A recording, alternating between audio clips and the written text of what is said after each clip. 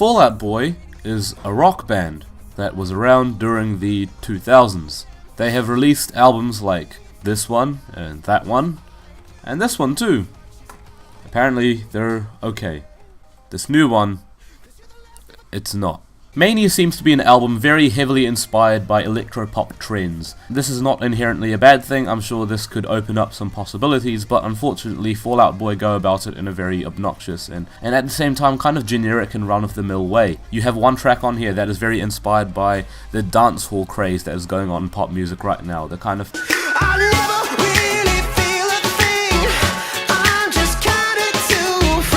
even with a very strong reggae flavour, some tracks even have a profound trap influence to them, which it kind of clashes with everything else that's going on. It just doesn't work that well, especially with strings flowing over it. There's just a lot going on during a song, and sometimes all these different instrumental timbres and layers all bleed into one another and completely work against making the song as impactful. Also, don't even get me started on some of these lyrics. Sure, you've got some pretty repetitive catchphrases, you've got a bit of a glitchy freakout that makes all the lyrics indecipherable on Young and Menace.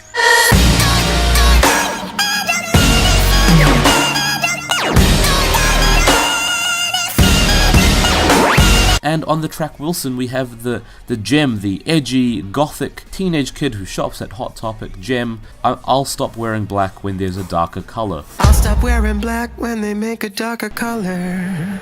The issue with this new Fall Out Boy album is the fact that a lot of it is just straight up campy, corny, overblown, sugary sweet. Not that Fall Out Boy's music in the past hadn't been sugary sweet and poppy and just like very effervescent with its production, especially the newer stuff like Uma Thurman. But the thing about this album here is that a lot of it is just so, as I said, overblown. It's so over the top. It just didn't need to be that level of obnoxious. This comes straight off the bat with a track called Young and Menace, a single that was released last year to many people's distaste because of its chorus. Tried to be glitchy with sputtering, chopped and screwed sounds that was just so, it just didn't bode well, and I guess it was supposed to represent musically some kind of emotional turmoil or meltdown, and it didn't work as well because it just came out of straight nowhere. And if it was supposed to represent some kind of meltdown, then there was nothing in the song leading up to this point that kind of suggested that, be it in the instrumental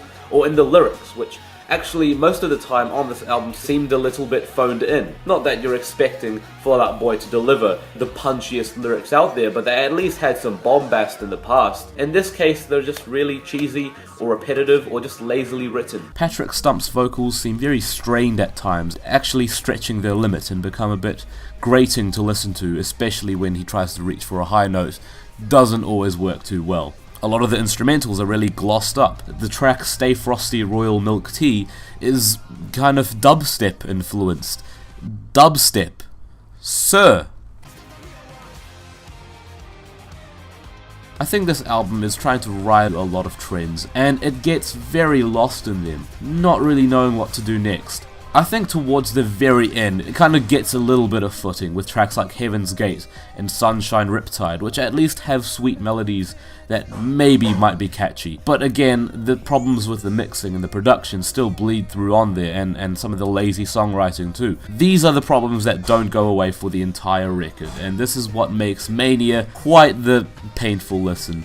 I must say though, there are a couple of catchy songs here, like Last of the Real Ones, which actually has quite the groove on it. A little bit more power, but not in a way that was as overblown as some of the previous tracks here. The only other track here I thought was okay was the track Church, which features a gospel choir, some kind of Danny Elfman BS going on there. It did have a bit of a theatrical feel to it that I kind of latched onto and I thought was kind of a refreshing turn, even if it was, again, very campy, very overblown. But sometimes when an album is this dismal, you're kind of desperate to find anything worth latching onto, and this was one of those moments, you know? I think it would only be fair for me to say that I wasn't expecting anything more or anything less. I was kind of going into this thing expecting something a little bit disastrous, and you know what? Fair to the boys, I got exactly that. I think my conclusion about the new Fall Out Boy album is that it just isn't very good.